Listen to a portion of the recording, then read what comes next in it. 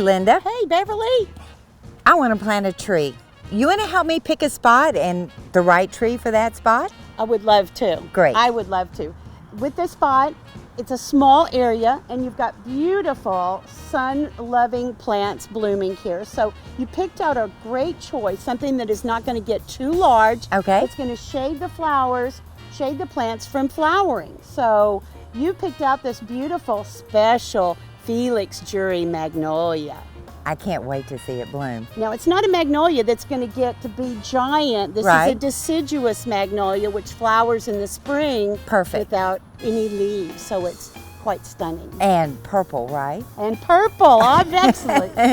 So we've picked the tree, we've got our location. Yes. So what's our next step? Our next step is we need to pull the plant out of the pot and check the roots and see if the roots need to be pruned. Okay, let's do it. Okay, so. Let me help you here. Okay, very good. Oh, wow. Okay. So, as a horticulturist looking at this, we do not have a root-bound plant, do we? No. So really, you know, plants are kind of like people. You know, they're so much like we are. When they've been in a pot for a long time, if it were really root-bound, what we would do would be to prune the roots on it. Okay. We don't have many roots to prune on this one, which is a good thing, but I just kind of want to show, and I may let you prune the roots. We're just going to cut the bottom off. All right. We got to show them because if a plant is root bound and all you see are roots and no soil, if you take that out of the pot and stick it in the ground, those roots keep going around in a circle. In a circle. And it doesn't know that it's been taken out of the pot. Now we've pruned the roots. Can you explain to me why did I do that?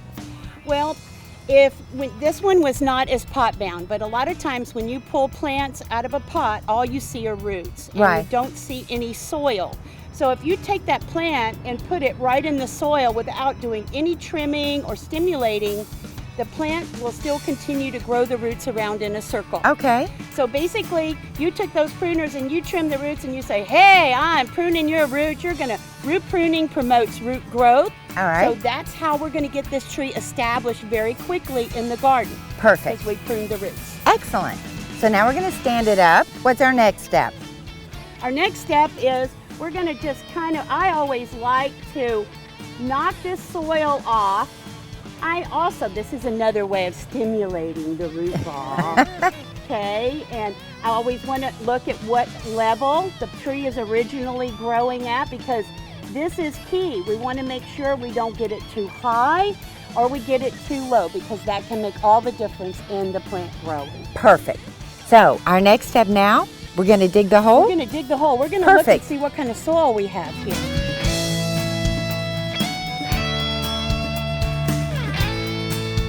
Our next step is to see if we've got the right height in the hole. Okay. Because you know, too low and too high is not good. No.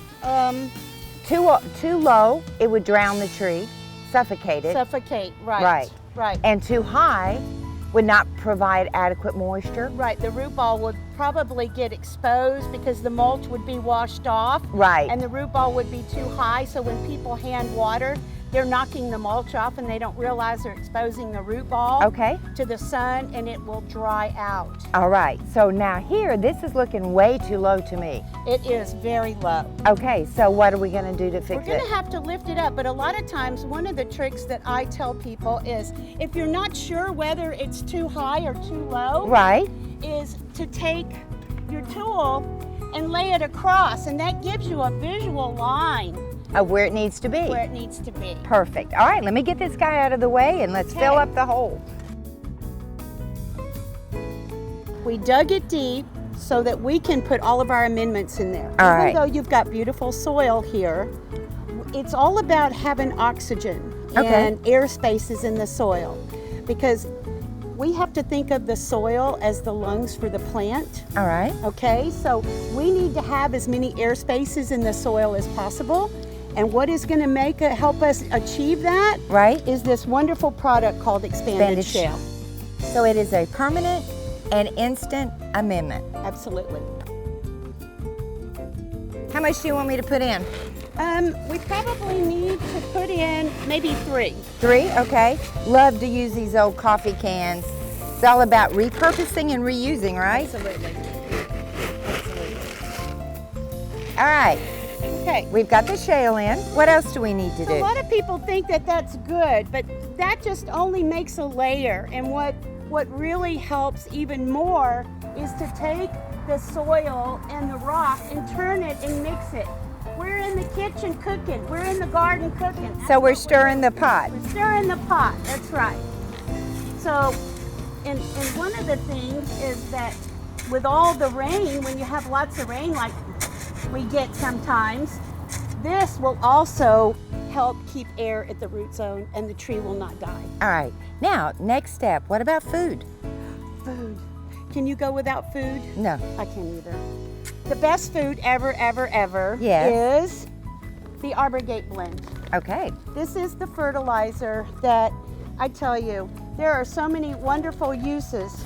My newest use that I found, Yeah? it keeps fire ants out of the bed. It does. Well, that's all the molasses. It works. And I tell you, most people don't realize when they put this in there, they will use 1 handful. Well, that's like me giving you a chip. Is that going to be enough for you? Right, No. right. You want more, right? Exactly. So whatever size container that you're planting, that's kind of how I like to gauge how much Arbor Gate blend you're going to use. Okay, that's a great measure. So it's easy. And you cannot burn. You cannot burn. You cannot burn. So we'll put this in, All right. and then I'm going to mix it up again. We're going to stir the pot again. Stir the pot, and then we're going to check the height to see All right. if we've got a good level. Okay, so you want me to place the tree If you back would, in? that would be Absolutely. great.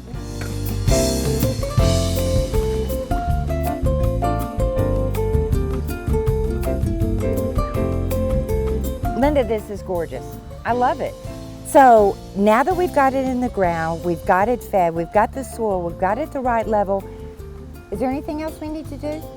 The most important thing, Okay, water it in. Never get enough water. right. So hand watering it in, you're going to be able to see, does it drain well? You've got good drainage, good percolation. And after we water it, then we need to put pine straw down, which is my favorite. It is the mulch of choice, isn't it? Yes, it is. It is. It's gorgeous, it's incredible, and I can't wait to see the blooms next spring. Yes. Thank you. Thank you, Beth. All right.